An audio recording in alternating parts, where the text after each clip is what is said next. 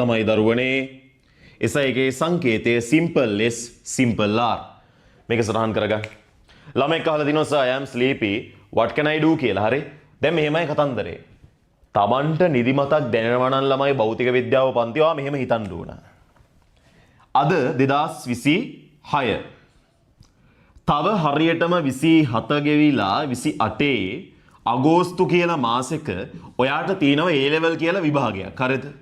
මේ A level කියන විභාගේ හරි මේ A level කියන විභාගේ හරියට කරගන්න බැරි වුණොත් තව අවුරුදු 50ක් විතර ඔයාට ජීවත් වෙන්න තියෙනවා. හරි තව අවුරුදු 50ක් විතර ජීවත් වෙන්න තියෙනවා. මේ අවුරුදු 50 ළමයි එක එකාගෙන් කතා අහගෙන කාගේ හරි දෙපා මුල වැටිලා දෙනපඩියක් අරගෙන වෙන දෙයක් බලාගෙන දෙන දෙයක් කාලා ජීවත් වෙන්න වෙනවා. හරි අම්මා තාත්තා හැමදාම ජීවිතේ උඹලා වෙනුවෙන් උගන්නලා උඹලා කරලා තියෙන්නේ 26 27 28 මේ අවුරුදු තුනේම හරි ස්ලීපි කියලා නිදාගත් එක තමයි. හරි ස්ලීපි කියලා හරියන්නේ නැහැ ළමයට. ස්ලීපි කියලා ඕනනම් කවුරු හරි බලු පැටියෙක් කියනවා නම දාගන්න. හරි හීන තියාගෙන බුදිය ගන්න එපා. උඹලට බං හිතන්න බැරිද? දැන් මට ඇත්තට මම එකපාරක් ඔකට උත්තරේ දුන්නේ නැත්තේ මම හිතුවා තේරුම් ගනී කියලා. දරුවෝ එහෙම නෙමෙයි. නිදිමත එනවා.